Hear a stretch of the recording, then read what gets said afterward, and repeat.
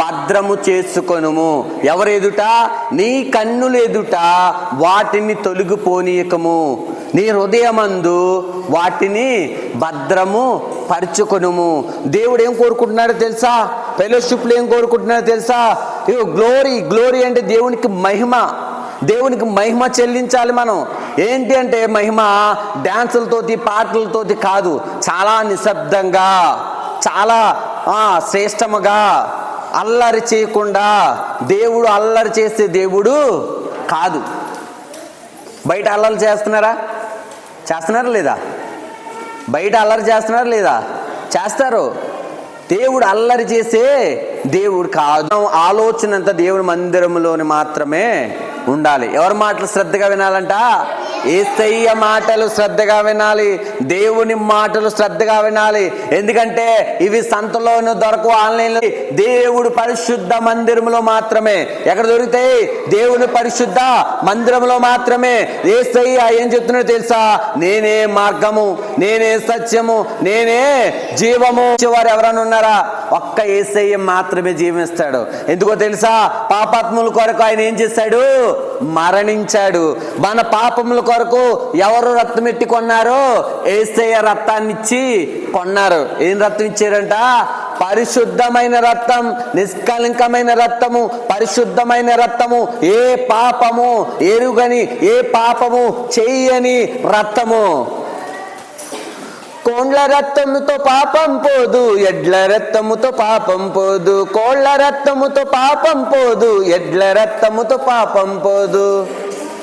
ఉన్నది మరువకు కొడుక మరణము ఉన్నది, మరువకు కొడుక మరణము ఉన్నది. పాపమన్నది పాము లాంటిది, పగ పెడుతుంది ప్రాణం తీస్తుంది, పగ పెడుతుంది ప్రాణం తీస్తుంది. ఎవరి మాటలు వినాలి? యేసయ్య మాటలు మాత్రమే వినాలి. యేసయ్య ఒక్కడే మనకి దారి చూపించగలడు. ఎందుకంటే పరలోకం నుంచి భూలోకానికి ఎవ్వరు రాలేదు.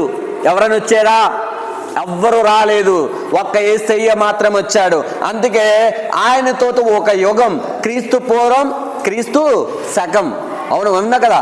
తోటే ఒక యుగాన్ని సపరేట్ చేశారు. అవునా?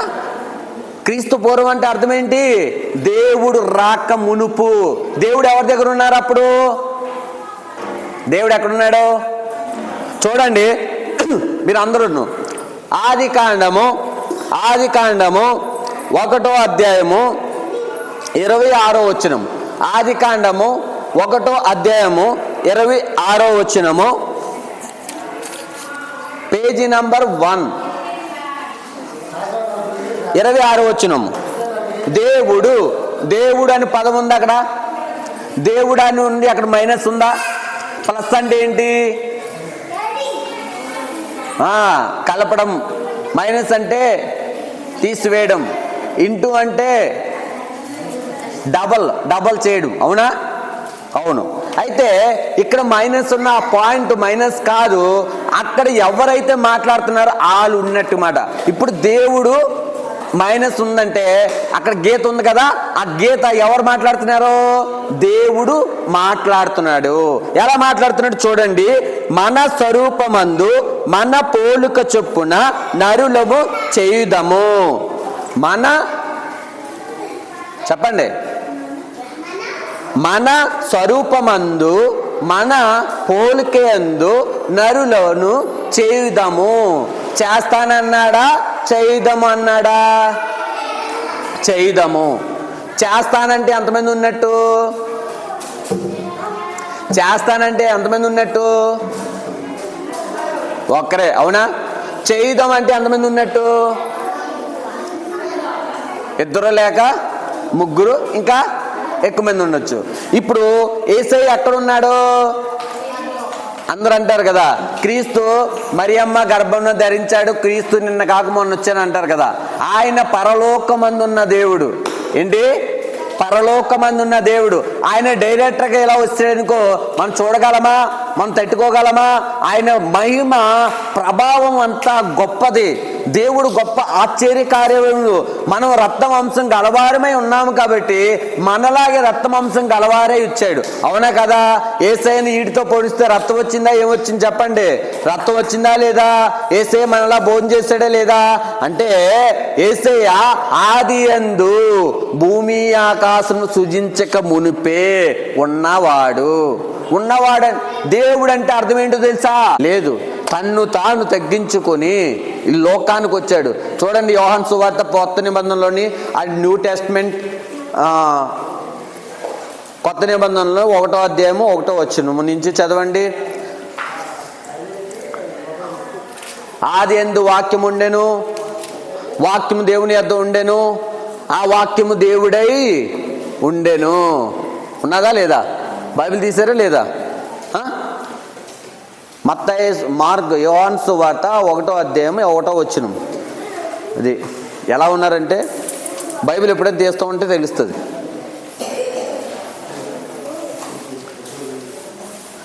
బైబిల్ ఏం చేయాలి తెలుసా?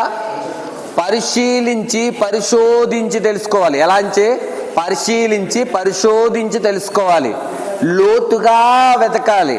ఎలా ఎతకాలి? లోతుగా ఎతకాలి. ఉందా? చదువు అక్కడ, ఏది చదువు? 1వ అధ్యాయం 1వ వచనం. ఆదియందు వాక్యం ఉండెను, వాక్యము దేవుని యొద్ద ఉండెను, ఆ వాక్యము దేవుడై ఉండెను. ఇప్పుడు పాత నిబంధనలోనే ఏమనుంది? మన పోలిక చొప్పున మన స్వరూపమందు నరులు చేయుదము. మన స్వరూపమందు మన పోలిక చొప్పున నరులు చేయుదము. ఉందా లేదా? కొత్త నిబంధన రాబడికి ఎలా ఉంది? ఆది అందే వాక్యం ఉండెను అంటే వాక్యం అంటే ఎవరో? దేవుడు. వాక్యం అంటే దేవుడు.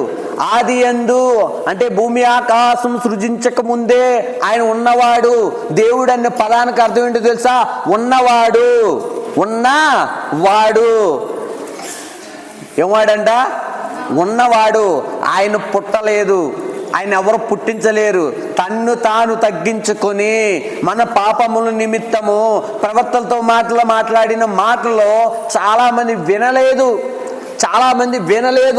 వెనక దేవుడు స్వయంగా ఈ లోకానికి రావడానికి సిద్ధపడాలంటే దేవుడు ఆశ్చర్యకార్యాలు మహిమతో వస్తే మనం తట్టుకోగలమా? మనం దేవుని దగ్గరికి వెళ్ళగలమా? వెళ్ళలేము. అందుకే పిల్లలారా, చిన్న పిల్లల్ని ఆటంకపరచుకుడి, వారిని నా యొద్దకి పంపించండి. ఇలాంటి వారిది ఏ రాజ్యము? పరలోక రాజ్యము. నీ రాజ్యం శాశ్వత రాజ్యం, నీ రాజ్యం ఉన్నత రాజ్యం, నీ రాజ్యం తరములు యుగములు మారని కన రాజ్యం. నీ రాజ్యం ఉన్నత రాజ్యం, నీ రాజ్యం ఏంటి? మారని రాజ్యం. ఆ రాజ్యం కొరకే యేసు రాజు మన ఈ లోకానికి వచ్చి ఉన్నాడు. మళ్ళీ తిరిగి రెండో రాకల్లో వస్తానన్నాడు. అన్నా వెళ్ళు. దేవునికి స్తోత్రం అంటే ఏంటి? స్తుతులు చెల్లించడం కదా, దేవుడికి మహిమ చెల్లించడం. మరి మీరు ఎలా చెప్తున్నారు? పూర్ణ హృదయంతో, పూర్ణ ఆత్మతో, పూర్ణ శక్తితో చెప్పాలి. దేవునికి స్తోత్రం. ఇంకా దగ్గర దేవునికి స్తోత్రం. ఏం చేయాలి ఇక్కడ? మన స్వరూపమందు మన పోలుకు చొప్పున నరులు చేయుదము అన్నాడా లేదా? ఆదికాండలో యోహాను సువార్తలో ఏముంది? ఆది యందు వాక్యం ఉండెను, వాక్యం దేవుని యొద్ద ఉండెను, ఆ వాక్యము దేవుడై ఉండెను. అంటే ఆది యందు ఎవరున్నారు? దేవుడు ఉన్నాడు. దేవుడే వాక్యమై ఉన్నాడు, ఆ వాక్యమే మరి దేవుడే ఉన్నాడు. అవునా? ఉన్నాడా లేదా? మన వాక్యము ఎక్కడ భద్రపరచుకోమని చెప్తున్నాడు దేవుడు? హృదయములో. మన హృదయములో, హృదయం అనే పలక మీద రాసుకోవాలి. యేసయ్యా, నేను ఈరోజు నీ వాక్యము విన్నాను ప్రభువా. ఏ వాక్యం చెప్తున్నావు? నా కుమారుడా, నా ఉపదేశము త్రోసివేయకము అన్నాడా? నా జ్ఞానమును అభ్యాసించుము. నేను మాట్లాడినప్పుడు నువ్వు విను, నేను ప్రార్థన చేయమన్నప్పుడు ఆ విషయాలన్నీ నువ్వు గ్రహించి నేర్చుకోవాలి. అవునా కదా? ఈరోజు అడిగిదామా? యేసయ్యని అడిగిదామా? యేసయ్యా నీవే, యేసు నీవే కావాలయ్యా, మాతో కూడా రావాలయ్యా.